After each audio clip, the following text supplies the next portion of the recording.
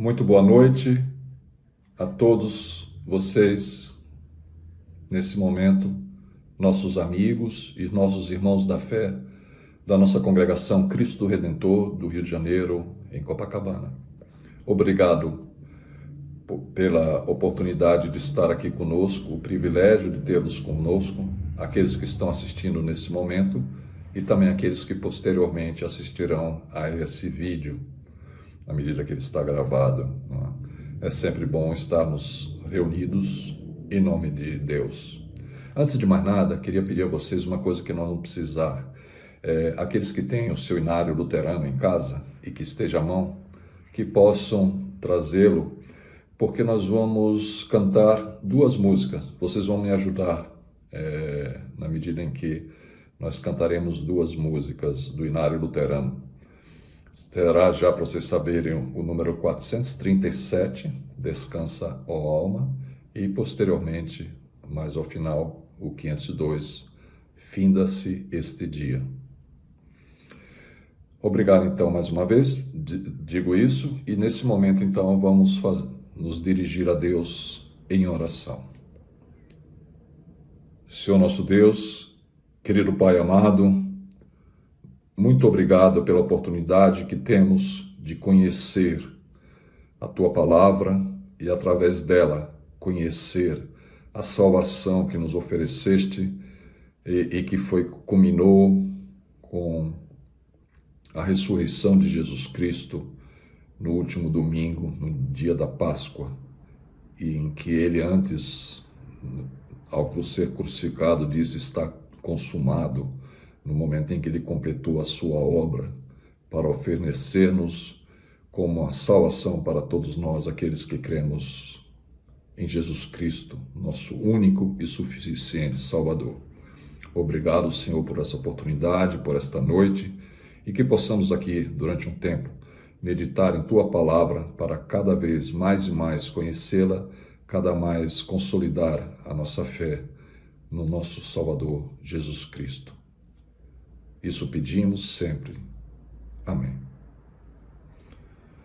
Bom, então nesta hora vamos cantar, para iniciar esse momento de devoção, um hino que eu escolhi, porque justamente ele, e principalmente por esse momento também que estamos vivendo, de tanta ansiedade, de tanta dúvidas, em tantas perspectivas que não sabemos para onde vai, o hino que no nosso inário luterano está na parte dedicada à cruz, consolo e esperança.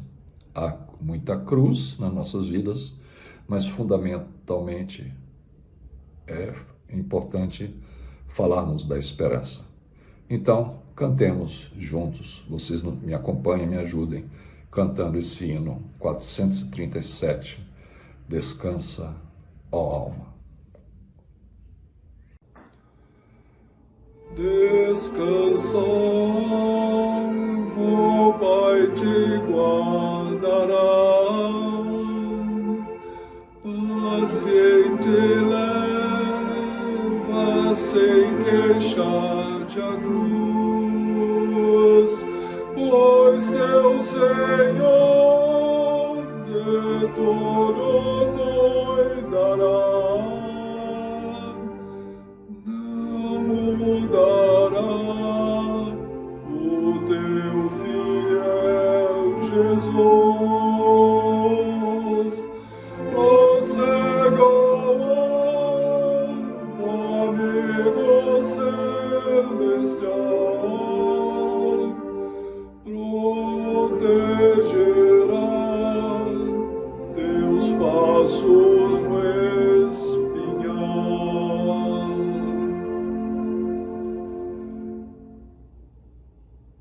Procede, ó alma, em meio à escuridão, pois desde a infância Deus guiou-te bem, e o teu futuro está em sua mão.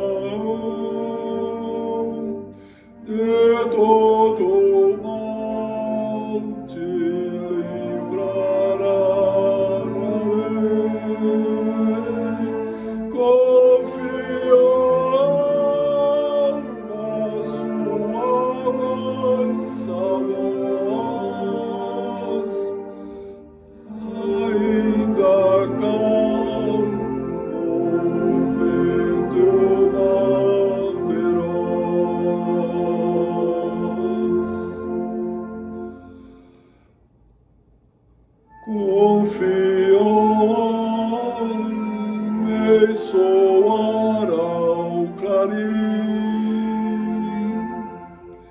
irás com Cristo teu Senhor morar,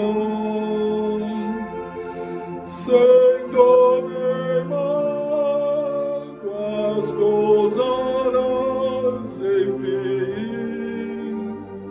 as alegrias do celeste lar. Descansou a alma, agora pranto e dor, depois a vida junto ao Salvador.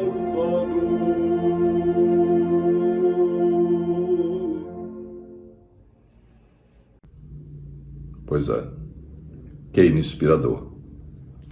Descansa, ó alma, agora pranto e dor, depois a vida junto ao Salvador. E dele é que nós vamos falar hoje.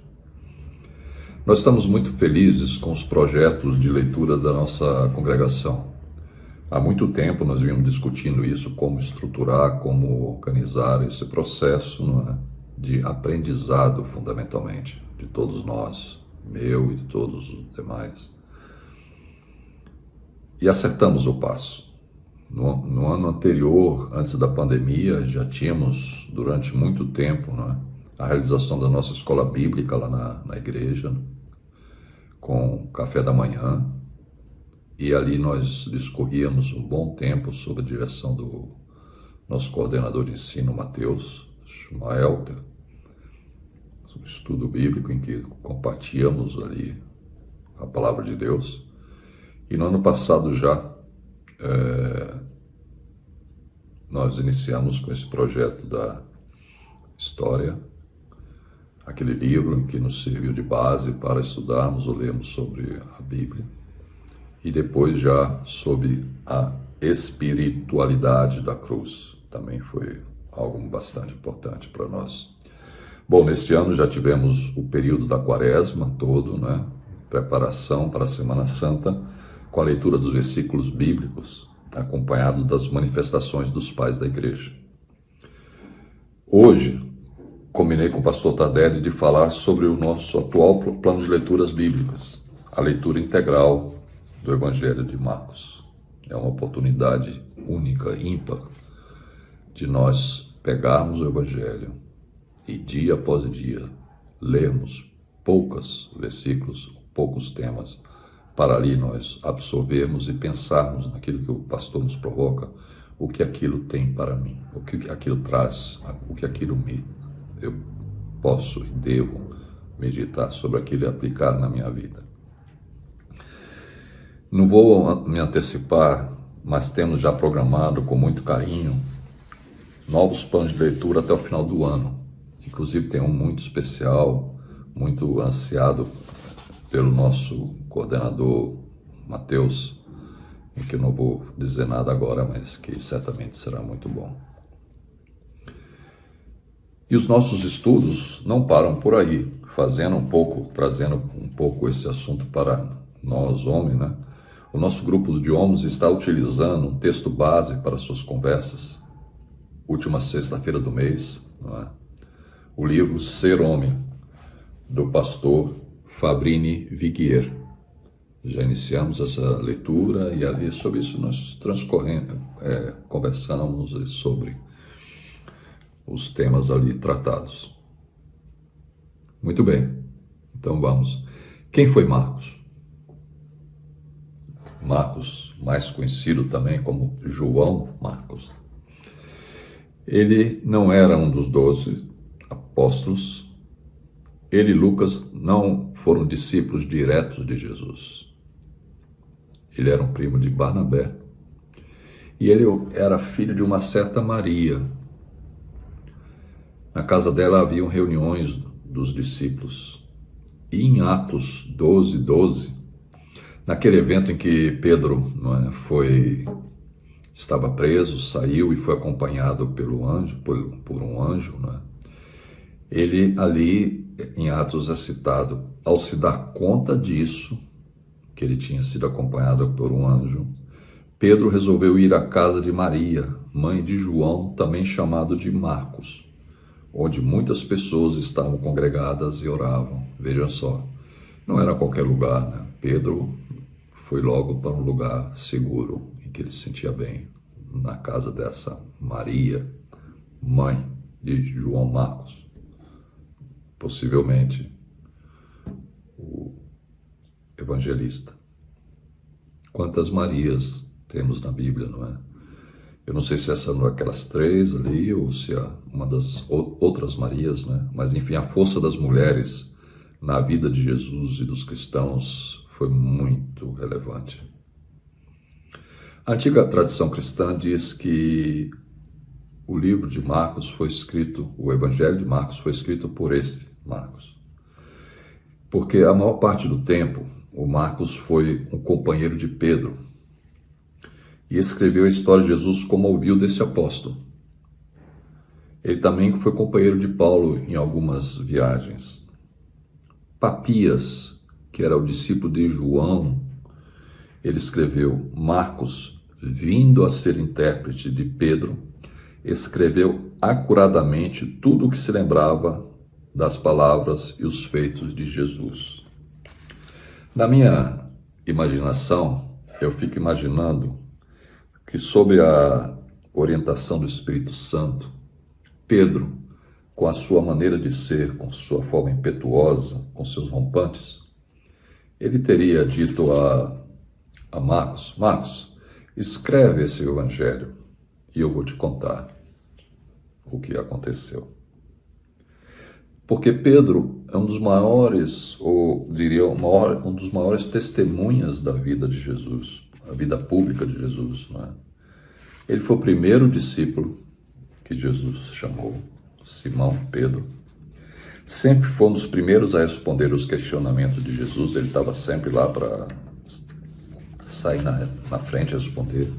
Na transfiguração de Jesus no monte, quando estavam lá com Elias e Moisés, Pedro, sempre ele, propõe que eles façam 3 tendas para ficarem ali. Na oração de Jesus no Getsêmani, Jesus chama a Pedro, Tiago e João para estar com ele. Pedro cortou a orelha do servo do sumo sacerdote. Pedro nega Jesus. Pedro vai ao túmulo vazio. Enfim, eu poderia dizer assim que quase que esse evangelho devia se chamar Evangelho segundo Pedro. Mas agora eu vou citar uma curiosidade aqui que me chama a atenção.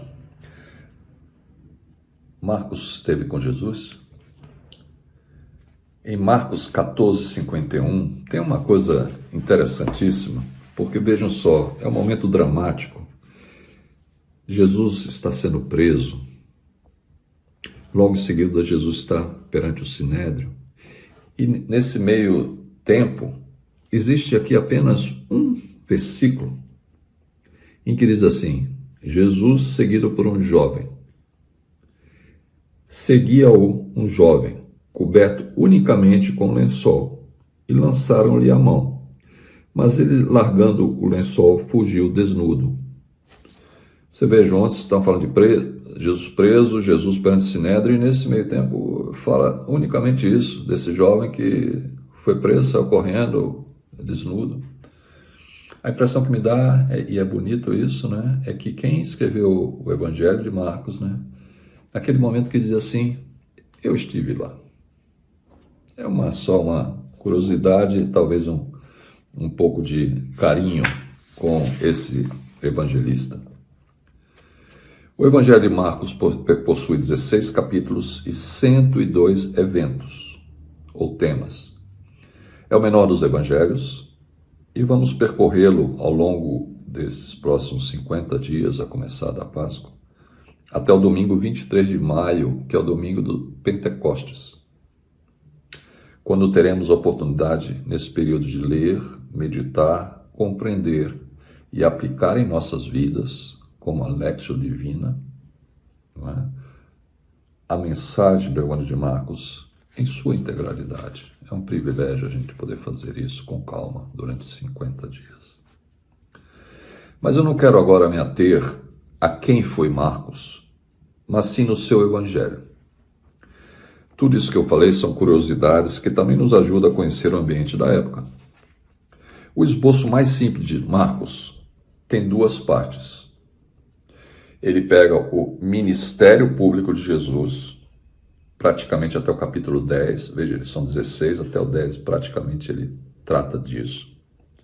Quem é Jesus? Ou seja, essa é a primeira ênfase dele. Ele quer mostrar, definir quem é Jesus. E depois ele vai falar, evidentemente, da paixão de Jesus como Messias, como Salvador, a sua obra redentora.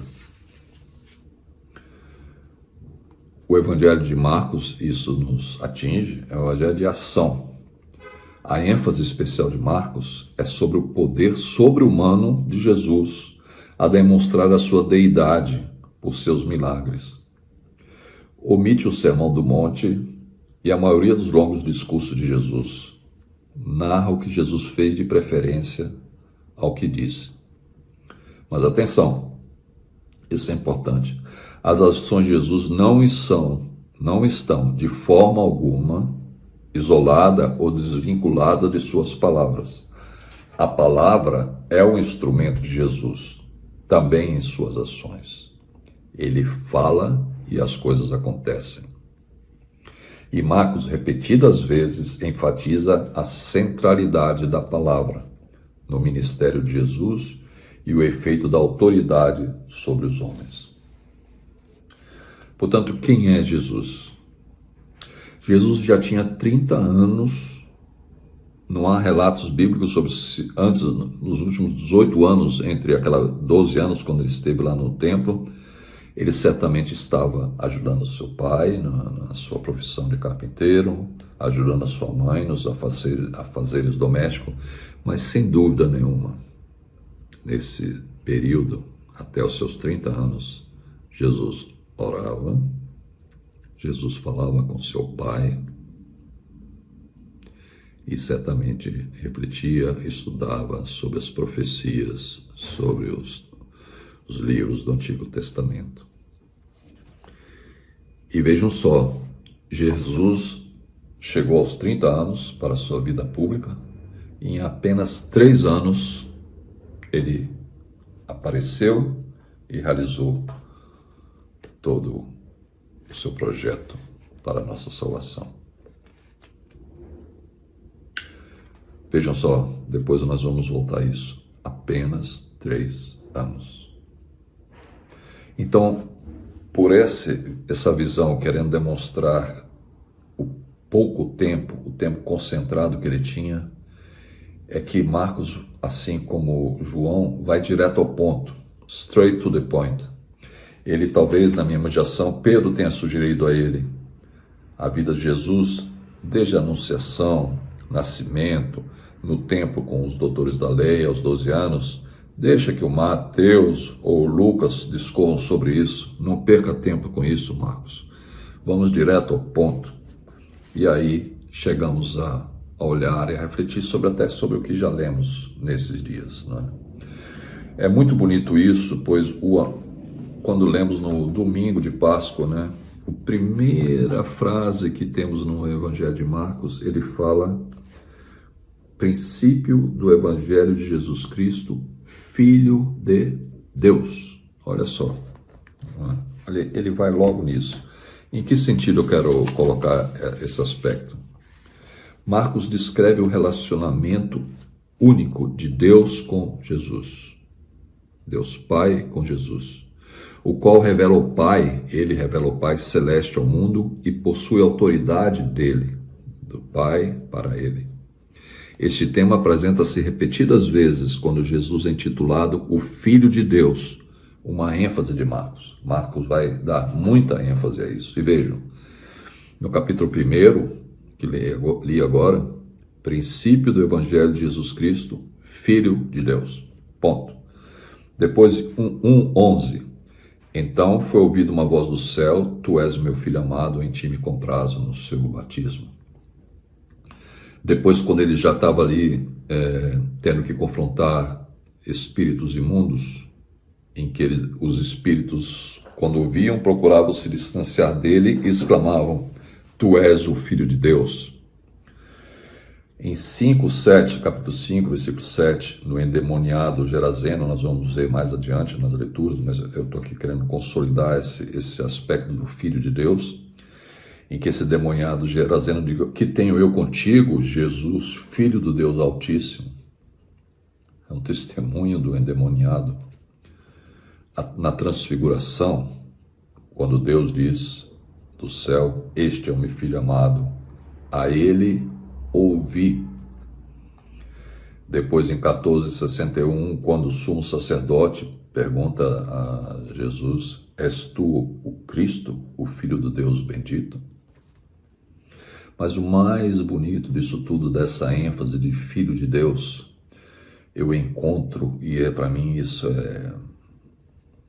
consolida toda essa demonstração do Filho de Deus, quando o centurião, em Marcos 15:39, o centurião em frente a Jesus, quando morre, diz, essa expressão é fortíssima: verdadeiramente este homem era o Filho de Deus. Portanto, vejam só, essa ênfase dele de Jesus, Filho de Deus. E aí nós seguimos nessa semana com a pregação de João Batista, o batismo de Jesus, a tentação de Jesus. Vejam, de novo, Marcos, com poucos versículos, ele discorre sobre isso, onde se enfatiza o Evangelho, o RG de Jesus, a identidade de Jesus, quando o Pai lhe chama por filho, e o seu poder sobre Satanás na tentação do deserto. Ou seja, tudo ali já consolida quem é esse Deus, quem é esse Filho de Deus. Depois, em seguida, lemos o começo do ministério na Galiléia, e Jesus chama 4 pescadores. De novo, tem a ver conosco, porque quando ele fala pescadores de homens, está falando de missionários, de fazer missão. E vejam só, interessante isso, quando você verifica lá o relato, e nós demos ênfase a isso na leitura, nos comentários, em que quando Jesus chega a esses irmãos para segui-lo, eles dizem imediatamente o seguiram, quer dizer, imediatamente configura que não houve dizer assim, não, eu vou, um dia eu vou, quem sabe, não, eles foram. Provavelmente eles conheciam bem essas profecias, eventualmente até eles eram discípulos de João Batista, enfim. E aí já lemos a cura do endemoniado em Cafarnaum, a cura da sogra de Pedro, muitas outras curas. Então vejam só, o poder de cura de Jesus já se apresenta aí, e o poder sobre Satanás, sobre os endemoniados, ele liquida com todos eles e não se amedronta, o seu poder está acima de tudo. Mas aí mostra-se um carinho especial à qualidade de Jesus. Eu vou falar disso aí mais adiante. Ele toca na mão da sogra de Pedro. Ou seja, o carinho dele não é uma coisa distante, não é? Ele toca, ele sente as pessoas. Jesus prega nas sinagogas em seguida, e a cura de um leproso.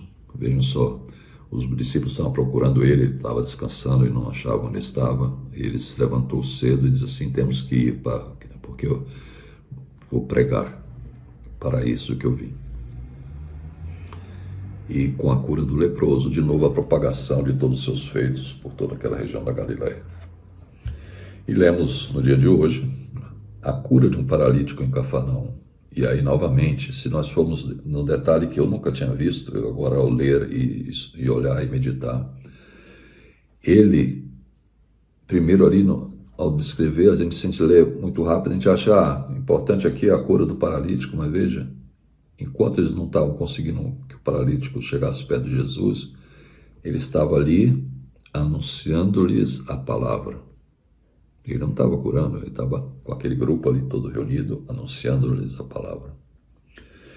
E depois, quando o paralítico desce, eu não tinha percebido essa sequência.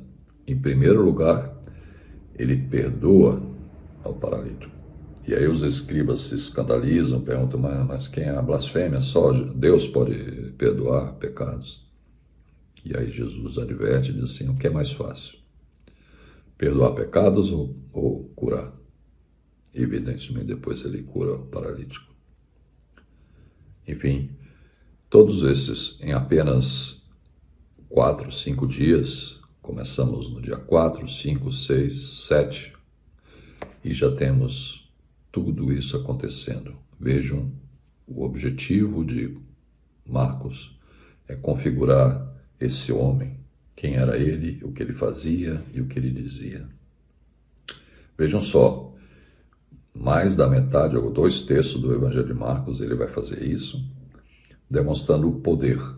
Eu fui no Aurélio verificar, poder é uma palavra que tem uma página inteira, não é?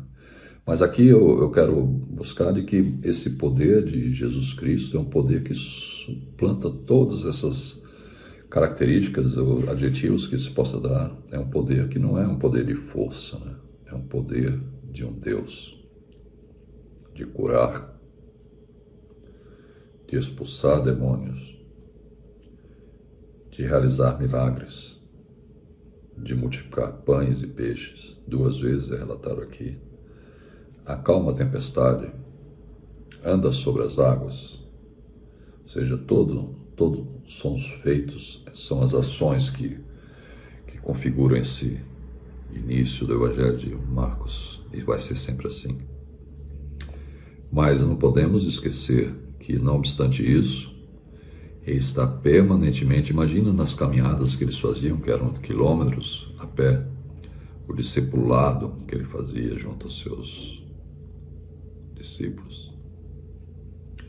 Mas mais importante de tudo isso, que já falamos de ações, sem dúvida nenhuma, é o poder dele de perdoar, porque ele pagou o preço em nosso lugar.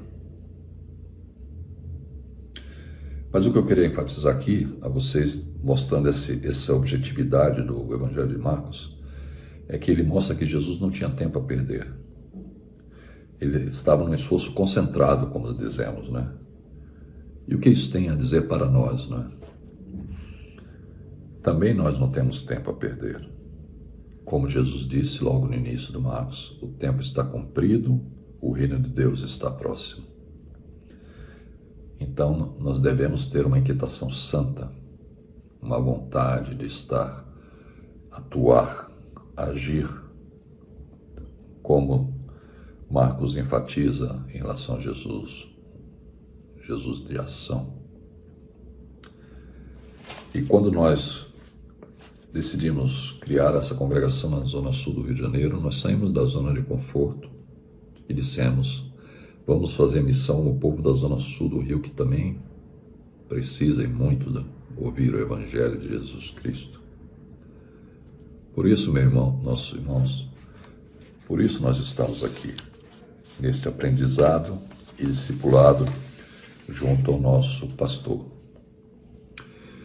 Bem, assim finalizamos esse devocional de hoje. Na realidade, o objetivo aqui foi mais destacar a importância de termos uma leitura de um evangelho integral, em que nós possamos pausadamente e com calma analisar cada passo desse evangelista, cada passo, na verdade, não do evangelista, mas cada passo de Jesus, e quanto isso tem de aplicação em nossas vidas. Cada detalhe, cada frase. Assim, gostaria de terminar esse devocional com uma oração, e depois da oração, já concluindo, seguida do hino 502, finda-se este dia, próprio para concluirmos este dia, louvando a Deus e pedindo a sua proteção enquanto dormimos para um dia de amanhã. Oremos. Querido Deus, Pai amado, Jesus Cristo, nosso Salvador, Espírito Santo, ó Deus, como é bom podermos falar e sentir a Tua presença nesse momento entre nós, quando queremos destacar em primeiro lugar e sempre, ó Deus, agradecer e muito, temos muito que agradecer, temos muito que ser felizes pela graça que nos concedeste, da nossa salvação. Ó Deus, como é bom podermos sentir isso através da nossa fé, através da certeza de que Jesus cumpriu com todas as profecias, com as profecias, e assim, ó Deus, nós podemos ter a certeza da esperança de termos a vida eterna junto a Jesus Cristo e também com todos aqueles que já nos precederam e que nos fazem falta e de quem nós temos muita saudade. Mas, ó Deus, nós não podemos deixar de falar como criaturas pecadoras que temos sentimentos, pedindo por todas as pessoas que estão sofrendo tanto, Senhor, de todas as formas, seja sofrimentos espirituais, psicológicos, materiais, físicos. Não podemos deixar de falar dessa pandemia, de tantas pessoas conhecidas, amigas que morreram por causa dela, ou estão doentes. Enfim, ó Deus, as preocupações que nós temos em torno disso, por conta de eventuais contágios, enfim, tudo isso que nos assola, nós pedimos, ó Deus, cuida de nós. Pedimos, ó Deus, que olhes por todos, para que saibamos, ó Deus, o quanto deve ser também difícil para ti, sofrido para ti, ver tudo isso acontecendo nesse mundo que tu criaste perfeito e que nós estragamos. Ó Senhor, pedimos então a tua proteção para esta noite, conforme vamos cantar no hino, mas também, ó Deus, a tua proteção contra o mal deste mundo. E, ó Deus, assim nós possamos seguir nesse caminho estreito para a nossa salvação. E por último, ó Deus, nós pedimos que aumente a nossa fé, Senhor, que possamos cada vez mais estudar, ler a tua palavra, que são alimentos para a nossa fé, para nós estarmos prontos para a transição desta vida para a eternidade. Tudo isso te pedimos, Senhor, em nome do nosso Salvador Jesus Cristo. Amém. Amém. Amém. Boa noite, Senhor, a todos. Amém.